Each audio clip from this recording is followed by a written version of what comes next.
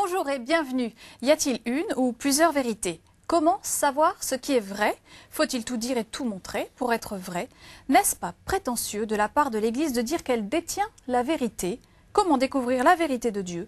Ce sont autant de questions que se posent les grands adolescents qui sont souvent en recherche d'eux-mêmes, en recherche de leur propre vérité. Dans cette émission, nous allons tenter de dégager quelques points d'appui pour aider enfants et adolescents à cheminer en quête de la vérité, celle de l'homme et celle de Dieu. J'accueille aujourd'hui notre fidèle bibliste et ami, le Père Henri de Villefranche. Bonjour. Henri. Et puis Geneviève de Tène. Bonjour Geneviève. Bonjour. Vous êtes psychanalyste d'enfants et d'adultes et enseignante à l'Institut supérieur de pastoral catéchétique. Absolument. De la Catho de Paris. Geneviève, d'où vient la soif de vérité que tout le monde ressent à des moments de la vie et à des degrés divers? C'est une question très, très importante. La vérité est très fondamentale, en tout cas pour moi, parce que cette soif de vérité, on pourrait dire quelque part une soif de santé. Parce qu'on se rend compte quand on est psychanalyste que dès qu'on n'est pas dans la vérité, dès qu'on est dans le mensonge, dans le non-dit, dans le secret, eh bien ça crée de la pathologie. Et je trouve ça passionnant quand on est chrétien de voir que la vérité est un repère, est un fondement universel, j'allais dire, qui pour l'ensemble de notre être, que ce soit psychologique ou spirituel, la vérité est un fondement. Donc cette soif de vérité, c'est une intuition très juste de l'homme qui cherche la source de la vie. Et un signe de bonne santé. Et un signe de bonne santé. Alors voici notre premier reportage. Philippe Mouret a demandé à des lycéens, des jeunes de 17 ans, ce que représente la vérité pour eux, qu'est-ce qu'agir en vérité et en quelle quête de vérité sont-ils? Regardez. Y a-t-il une vérité? Moi, je pense que la vérité est subjective et que chacun lui donne la définition qu'il veut. Évidemment, il y a une vérité, mais dans le sens où personne ne l'aura vraiment entièrement, personne ne saura jamais la vérité complète. Mais chacun peut essayer de progresser pour trouver une part de vérité. Quand on dit chacun sa vérité, c'est ce que je comprends, c'est chacun a sa pensée. Enfin, chacun pense ce qu'il a envie de penser. Par exemple, Mère Teresa, elle a plus ou moins trouvé sa vérité en aidant les personnes très très pauvres qui habitaient dans les rues, etc. Et donc, elle, sa vérité, c'était vraiment dans le fait d'aider les autres, de s'investir dans une cause. Certes, on a chacun une vérité, mais on a des sortes de vérités collectives comme la foi. C'est-à-dire qu'il y a un groupe de personnes qui arrivent à aller dans la même direction, on va dire. Et ça, pour moi, c'est une vérité. Qu'est-ce que la vérité de la raison et qu'est-ce que la vérité de la foi? On est dans la vérité avec des preuves, des explications. Plus on a de preuves, plus on peut y croire. Pour moi, la vérité de la raison, donc, c'est la vérité qui est prouvée donc, par un raisonnement scientifique, alors que la vérité de la foi, c'est plus quelque chose qui est davantage abstrait. Donc, c'est plus nous qui le pensons de par notre croyance. La raison, notamment les sciences exactes, Mill l'a dit, ne peuvent pas tout expliquer, donc la foi doit être là. C'est quoi être en quête de vérité? L'homme a soif de vérité parce qu'il est tout le temps dans une totale incompréhension, enfin presque totale. Il est dans l'inconnu et il a envie de comprendre ce qui va lui arriver et le monde qui l'entoure. Je pense qu'être en quête de vérité, c'est aussi avoir un rapport sincère avec les gens. Toujours être dans le rapport humain. Pour moi, la sincérité, c'est l'acte qui amène à la vérité. C'est-à-dire que si on est sincère avec soi-même, on a plus de chances d'être dans le vrai. Je pense que c'est pas forcément en se posant beaucoup de questions qu'on va nécessairement trouver la vérité. Parfois, en fait, elle vient d'elle-même, en rencontrant des personnes différentes ou en vivant des expériences. La vérité, en fait, elle vient souvent à nous sans vraiment qu'on l'ait recherchée. Pour moi, être en quête de la vérité, c'est un peu la même chose qu'être en quête de la foi. C'est-à-dire que quand on cherche à avoir la foi, on cherche à être dans la vérité. Moi, c'est plus par rapport à l'aumônerie que je recherche une vérité parce que je fais ma confirmation cette année. Donc, je me pose la question de savoir si l'Esprit Saint, je vais vraiment le recevoir. C'est une vérité un peu abstraite que je recherche, mais c'est plus dans cette vérité-là que je me tourne vis-à-vis de l'aumônerie. Quelles sont vos grandes questions? La foi est-elle une vérité comme les autres? Comment trouver la vérité dans la foi? Geneviève, des réactions à nos philosophes là qu'on vient d'entendre? Justement, ils sont très philosophiques. Oui. Hein, Classe de terminale. Hein. Voilà, c'est vrai que la vérité est une question existentielle, et c'est vrai aussi que les jeunes d'aujourd'hui, quelque part, ils cherchent un sens minute par minute. Et que quand on cherche un sens minute par minute à sa vie, c'est très compliqué, c'est très difficile, parce que je pense que ça veut dire de réinventer sa vie tous les jours, et que tous les jours, on est en fait soumis aux émotions. Donc pour vous, il vaut mieux se poser, y réfléchir une bonne fois pour toutes et avancer. Ça veut bien dire que la vérité, c'est aussi une question de sens, ce qu'ils disent, et que le sens, c'est quelque chose qui est un vecteur qui détermine une tranche de vie, en tout cas si ce n'est pas toute la vie. Et qu'on ne peut pas se la poser, cette question, tous les matins. Donc c'est vrai que c'est une question de sens, et en même temps, il y a une question aussi de fidélité à ce qu'on croit à un moment donné et qui donne du sens à sa vie. Enfin, ce que je veux dire, c'est que c'est à la fois un vecteur et à la fois quelque chose qui alimente chaque seconde de la vie, mais qu'on ne peut pas se poser la question toutes les 2 secondes. C'est trop fatigant. C'est trop fatigant, et ça fait aussi beaucoup de dépression. C'est-à-dire des personnes qui, à partir du moment où le sens de la vie, il est fait des émotions ou des moments de chaque seconde, eh bien, du coup, il est tout le temps remis en question. Et je pense qu'il y a beaucoup de dépressions de jeunes qui viennent de là. Donc c'est pour ça que c'est une question très importante, fondamentale. Père Henri, c'est quoi la vérité pour vous? C'est une relation. Hein. C'est une relation de moi à moi-même, au monde, à Dieu. Et le monde, dans le temps, change tout le temps. C'est pour ça qu'on remet à la fois sans cesse la question sur le tapis. Mais c'est profondément lié, effectivement, à la fois à une quête de sens et en même temps à la recherche. Et là, entre vérité et foi, on n'est pas tellement loin, à l'idée de ce que j'appellerais une crédibilité. Voilà. Alors Xavier, dans la fin du reportage, demande justement, c'est sa grande question, la foi est-elle une vérité comme les autres? Elle s'apparente. Alors, c'est dans la Bible, puisque je suis bibliste. Dans la Bible, c'est intéressant, même dans la langue hébraïque, le mot de foi, qu'on connaît tous, le mot de Amen, a donné effectivement le mot Emet, qui est le mot pour dire la vérité. Et ça vient d'une sorte de conviction qui vient d'une analyse et d'un discernement. C'est-à-dire que la vérité, comme la foi, elle se cherche.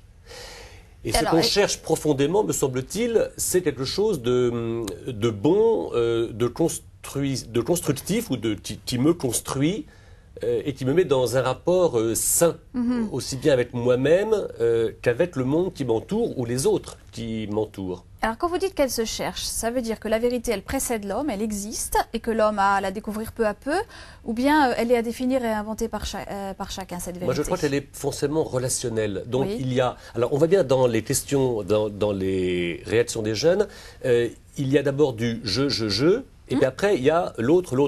Oui. Et on oscille toujours entre ces deux pôles. Alors il y a le pôle, on va dire, objectif, la réalité, les autres, le monde, Dieu... Et puis il y a le pôle subjectif. Alors la vérité, c'est la tension qu'il y a entre les deux. Alors ce n'est pas simplement du côté objectif ou du côté subjectif, c'est justement dans l'adéquation entre ces deux pôles. Donc on ne peut pas simplement la couper, cette vérité. Alors subjectif, objectif, sincérité, vérité, quelle différence vous faites? Parce que les jeunes ont à cœur d'être sincères, et pour eux, être sincère, c'est être vrai. Oui, pour reprendre ce que disait Henri, c'est que pour moi, c'est un mouvement aussi. Voilà. Et à partir du moment où il y a tension, il y a mouvement. Et donc, c'est pas quelque chose par rapport auquel on a une réponse définitive un jour. C'est quelque chose qui est effectivement une quête, donc une recherche. Donc, ça veut dire que toute sa vie, on va être dans cette recherche-là, même si quelque part, on peut penser qu'il y a quelque chose qui nous préexiste. Effectivement, par exemple, un amour de Dieu ou l'amour des parents ou que quelque part on a quelque chose à faire dans la vie, eh bien ça nous préexiste, on est là, on va s'y référer, mais en même temps, il y a tout le temps un mouvement, une quête tous les jours autour de cette recherche-là ou cet approfondissement-là. Et moi, je trouve qu'en analyse, la sincérité, c'est quelque part être capable, qu'est-ce qu'on fait en psychanalyse? On permet aux gens, par l'attitude d'écoute, de voir. Et le mot de voir est très important. C'est-à-dire au-delà de tout ce qui m'est dit, de toutes les images qui me sont renvoyées, de voir ce qui m'a constitué en positif ou en négatif. Et donc ça demande une certaine lucidité, accepter ce que l'on est, accepter ce qu'ont été nos parents, accepter ce qu'a été les épreuves de la vie, accepter les déceptions, accepter nos propres sentiments négatifs. Et se voir et s'être accepté va nous permettre de donner tout d'un coup un sens, ce qui va prendre sens. Mais c'est vraiment, quand je dis tout ça, c'est pas de l'ordre de la pensée rationnelle, c'est vraiment de l'ordre de l'expérience. La vérité de l'être. La vérité de l'être, je l'expérimente, de même que peut-être que la vérité de Dieu, on l'expérimente dans la relation. C'est une expérience, c'est pas simplement un savoir. Oui, et c'est un savoir qui est, comment dirais-je, qui nous construit, qui est, moi je dirais le mot de fiable, voyez, auquel on peut vraiment se confier. Il y a une sorte de... Alors, c'est un mot que j'aime bien, l'idée de consentir, voyez, à ce qu'est la situation, à ce que je suis, à ce que sont les autres, à la manière d'ailleurs dont Dieu va se révéler. On apprend à connaître les gens comme on apprend à se connaître soi-même. C'est très intéressant, notamment dans l'anthropologie biblique, c'est que la tête de Dieu, la tête de l'autre et la tête de soi sont toutes mises à l'honneur. Alors, approfondissons. Aucune n'est exclue. En quoi bien se connaître permet de connaître Dieu? Mais parce que nous sommes toujours en relation avec quelqu'un. L'idée chrétienne de ce qu'est la personne humaine, d'ailleurs je crois qu'historiquement la notion de personne est une notion chrétienne parce qu'elle est établie dans le cadre de la révélation biblique qui établit une alliance entre les différents êtres, entre l'être divin et les êtres humains, entre Dieu et le monde, entre les uns et les autres, et que c'est cette bipolarisation qui est mise à l'honneur. On articule, oui. Oui, on n'est jamais complètement isolé, ou alors quand on s'isole, c'est une véritable... Voilà, c'est de la pathologie grave. L'idée de s'ouvrir, de découvrir et de consentir. Alors ça, c'est une aventure qui dure toute la vie. Je commence à prendre un peu d'âge, si j'ose dire.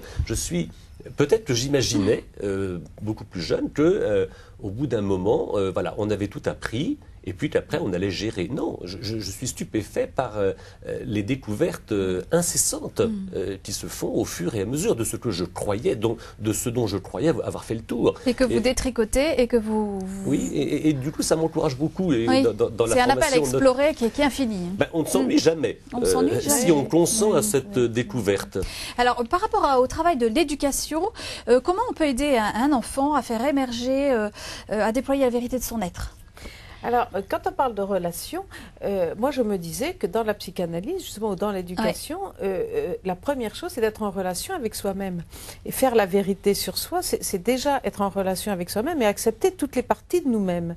Et être bien avec soi-même. Et ça, c'est tout un travail qui pareil. C'est quoi toutes les parties de soi-même Par exemple, vous avez la partie, la façade, et puis vous avez derrière, vous découvrez une grande colère, ou une grande agressivité, ou au contraire, l'impression d'être toujours le bouc émissaire, la victime.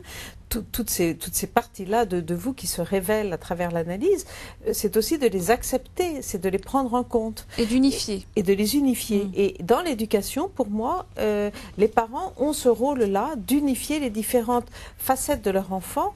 Et je pensais qu'il y avait un lien entre vérité et critique, par exemple. La bonne critique, c'est celle qui va détailler les différents éléments et les unifier, justement. Et bien, chez l'enfant, les parents ont à critiquer, dans le bon sens du terme, c'est-à-dire à dire à l'enfant, attends, ce que tu fais là, c'est pas bon pour toi, justement, c'est pas constructif pour toi, mais ce que tu fais là, c'est bien, va au bout. Et je trouve qu'il y a beaucoup de parents qui, de peur de traumatiser les enfants, n'osent pas leur dire leurs défauts, leurs limites, et les éduquer par rapport à ça. Or, être vrai avec soi-même, c'est prendre en compte toutes ces différentes facettes de nous. Et dans l'éducation, je trouve que ça, c'est très important. Et je vois beaucoup de jeunes adultes où je me demande pourquoi ils ont si peu confiance en eux, alors qu'ils ont été très aimés. Et bien souvent, c'est parce qu'on a beaucoup valorisé tout ce qu'ils étaient et pas beaucoup montré les facettes négatives. Et si les parents ne le font pas, qui va le faire? Les parents sont des guides. Les parents sont des guides, voilà, absolument. Et des tailleurs. Des tailleurs. Comme dans la vigne, on taille. Des potiers. On est monde. On est monde. Voilà. Alors, je vous propose maintenant un reportage pour découvrir ou approfondir l'approche chrétienne de la vérité. Regardez.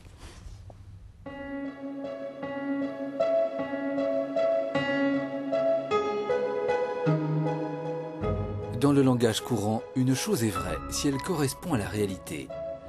De même, un témoignage est vrai quand le fait raconté est réellement arrivé. En science est vrai ce qui peut être prouvé. La vérité représente aussi ce sur quoi on peut prendre appui pour vivre. L'approche chrétienne de la vérité se fonde sur ce que Jésus a dit à Pilate peu avant son arrestation. Dans leur entretien, Pilate interpelle Jésus. « Alors, tu es roi ?» Jésus lui répond. « C'est toi qui dis que je suis roi. Je suis né, je suis venu dans le monde pour ceci, rendre témoignage à la vérité. Tout homme qui appartient à la vérité écoute ma voix. » Pilate lui dit alors, « Qu'est-ce que la vérité ?» Sans attendre la réponse, Pilate sort, perplexe. La vérité n'est pas une théorie, elle est une personne. C'est ce que Jésus dit à ses disciples après son dernier repas. « Moi, je suis le chemin, la vérité et la vie. » Lorsqu'il rencontre la femme samaritaine, Jésus lui demande « Va, appelle ton mari et reviens. » La femme réplique « Je n'ai pas de mari. » Jésus reprend « Tu as raison de dire que tu n'as pas de mari, car tu en as eu 5, et celui que tu as maintenant n'est pas ton mari. Là tu dis vrai. » Au cours de cette rencontre, Jésus révèle à cette femme la vérité sur elle-même, et elle en est toute bouleversée. « Venez voir un homme qui m'a dit tout ce que j'ai fait. Ne serait-il pas le Messie ? » Depuis que l'être humain existe, il est en quête de vérité. Qui suis-je ? Comment être vraiment heureux ? Quel est le vrai Dieu ? Pour répondre à ces questions existentielles, les chrétiens ont la conviction que la parole de Dieu et sa révélation en Jésus, en association avec la raison humaine, sont le fondement solide pour découvrir la vérité de Dieu et de l'homme. Cette vérité se révèle au fur et à mesure que nous plaçons notre confiance en Dieu. Elle se laisse entrevoir au plus intime de chacun de nous pour éclairer notre vie, lui donner sens et direction. Nous pouvons la reconnaître à la qualité des fruits et la paix intérieure qu'elle produit. Un reportage que vous pouvez voir, revoir, télécharger en vous rendant sur le site internet de Keteo, rubrique 1000 questions à la fois. Père Henri, que veut dire Jésus quand il dit à ses disciples « Je suis le chemin, la vérité et la vie » ? Moi, je crois que c'est sa condition très particulière qui le qualifie pour dire une chose pareille. C'est gonflé quand même. C'est gonflé. Geneviève me le glissait en écoutant en même temps ce reportage. Alors, en même temps, vous voyez, ce qui le valide, ce qui le rend crédible, justement, c'est la position singulière de Jésus, à la fois qui vient de Dieu et qui vient des hommes. Jésus est vraiment quelqu'un de charnière. Voyez, il est vrai par rapport à Dieu. Voyez, il est crédible par rapport à Dieu. Il fait voir Dieu et de manière crédible. Et en même temps, il donne par ses paroles et par ses gestes une connaissance de l'homme qui, elle aussi, est aimable, crédible, désirable. On voudrait être comme Jésus. Et alors, les deux pôles, le pôle divin, voyez, est total en Jésus. Le pôle humain, lui aussi, il est total. Et Jésus, à ce moment-là, nous permet justement d'avancer, de progresser vers la vérité tout entière, de notre propre être, autant du plan de l'homme, de ce que nous sommes venant de nos parents, de notre culture, que d'être véritablement icône de Dieu. On a été créé à l'image de Dieu et à sa ressemblance. J'aime bien le mot d'icône. Comment être une icône à la fois des hommes et de Dieu ? Et voilà, Jésus est la perfection parce qu'il est à la rencontre de ces deux réalités totales. Alors il dit aussi, la vérité vous rendra libre. Qu'est-ce que ça vous suggère ? Que la vérité, elle nous libère. C'est dans ce sens-là. Elle nous libère de quoi ? Elle nous libère de... Alors, vous parliez d'icônes, moi j'allais dire des idoles. Elle nous libère de l'idolâtrie. Oui. Hein, et tout ce qu'on dit depuis tout à l'heure, ça me frappe, on dit à quel point finalement la vérité, c'est une relation. Et donc si c'est une relation, c'est inscrit, en tout cas pour nous humains, dans nos limites. Et donc ça veut dire que chaque fois qu'on est en relation avec les autres, on découvre on découvre des parcelles de vérité, on découvre ce qu'est l'autre, et donc c'est à travers ces découvertes-là que se construit pour nous un paysage de la vérité. Et je trouve ça passionnant de mettre dans le mot de vérité non pas des idées, non pas une idolâtrie, mais de mettre une rencontre, de mettre une relation, une découverte. Alors, qu'est-ce que vous dites du rapport des ados à la vérité qui est quand même actuellement tout dire, tout montrer pour exister, pour être vrai? Alors, il y a tout, effectivement, il y a tout un thème autour d'être vrai. La transparence, il faut tout montrer transparent, voilà. Et c'est pas un thème qui, pour les psychanalystes, est très juste, parce qu'on a tous besoin d'un monde secret. Et un monde secret qui est un monde intime. Et pour moi, quand le Christ parle à sa Samaritaine, il lui dévoile pas toute sa vérité, il parle à l'intimité d'elle-même. Il a touché quelque chose de son être intime qui nous dévoile vraiment à nous-mêmes. Donc pour moi, la transparence, elle n'est pas juste. Être vrai, c'est être cohérent avec soi-même dans ce qu'on dit et par rapport à l'autre. Mais être transparent, c'est pas juste parce que c'est pas humain. L'humain n'est pas transparent. Nous ne sommes pas transparents. C'est une violence finalement, hein, cette transparence à tout prix. Alors comment ça fonctionne avec la Samaritaine? Sur ce point-là, on a un témoignage de saint Paul qui est très intéressant. Il dit bien qu'on connaît dans notre situation concrète par des énigmes. Vous voyez, comme dans un miroir, on découvre. La transparence, c'est le monde à venir. C'est le face-à-face avec Dieu. Alors, anticiper le face-à-face avec Dieu, c'est une illusion. Voyez, et l'illusion, alors c'est elle qui vous rend pas libre, justement, qui vous entrave. La Samaritaine, justement, je crois que le dialogue avec Jésus, la rencontre avec ce Jésus, à la fois venant de Dieu et homme parmi les hommes, la libère. Alors, comment il s'y prend avec la Samaritaine? Eh bien, d'abord en étant lui-même vrai. C'est-à-dire que Jésus dit et fait ce qui est vrai parce que Jésus est totalement cohérent. Vous voyez, ce qu'il est, il le fait, ce qu'il fait, il l'est en profondeur. Jésus n'est pas dans le paraître. Vous voyez, Jésus n'a pas besoin de faire semblant. Il est l'anti-comédie humaine. Voyez, parce qu'il y a une authenticité, une profondeur, une véracité, une crédibilité, voyez, qui est parfaite parce qu'il est le nouvel Adam, voyez, il est l'homme parfait. Et la Samaritaine, elle est complètement ligotée, elle a par un mot que je crois qu'il faut sortir, comme on a sorti le mot d'idolâtrie, un peu spontanément, c'est le mot de mensonge. Voyez. Le mensonge est quelque chose, alors en tant que un peu éducateur quand même, dès le moment du catéchisme, moi je mets toujours en garde contre le danger du mensonge. Je crois que le mensonge est un piège épouvantable parce que on finit par ne plus du tout savoir. Et on entre dans la confusion. Dans la confusion, y compris sur soi et sur les autres. Oui. Alors ça me paraît très dangereux et je crois que les gens n'aiment pas. De fait, moi, j'ai toujours rencontré un accueil plutôt favorable à cette idée de la détestation du mensonge. Sans vouloir faire trop de littérature, mais un homme comme saint Augustin a des traités incroyables. On dit mais pourquoi parle-t-il tant du mensonge? Vous voyez, pour faire une sorte de contre-paysage, voyez, pour faire apparaître justement la véritable libération qu'est la vérité. Le mensonge est un poison, je dirais, pour toute personne humaine. Voyez, et je crois que la quête de la vérité est d'autant plus facilitée que justement on échappe à ces pièges. Et du coup, la Samaritaine, y compris dans une situation pas claire, est heureuse justement d'en être délivrée. Ceux-là ne sont pas tes maris. Où est ton vrai mari? Et ça la libère. Ah oui. Et est-ce que comment on peut appliquer cette pédagogie de Jésus qui est parfaite à nous en tant qu'éducateurs auprès de nos enfants pour leur révéler le meilleur d'eux-mêmes? Voilà, moi je suis tout à fait d'accord avec ce que vous dites autour du mensonge, à part qu'il y a des enfants qui en ont besoin. C'est-à-dire que c'est aussi important de ne pas les moraliser par rapport au mensonge parce qu'il y a d'abord un âge où on ment. Enfin, ça fait partie des passages obligés. Et puis aussi parce qu'il y en a qui ont une telle impression de pauvreté que le mensonge leur donne une illusion d'être. Ils ont l'impression que, voilà, du coup, ils vont exister quelque part parce qu'ils vont dire des choses qui leur paraissent mieux que ce qu'ils sont.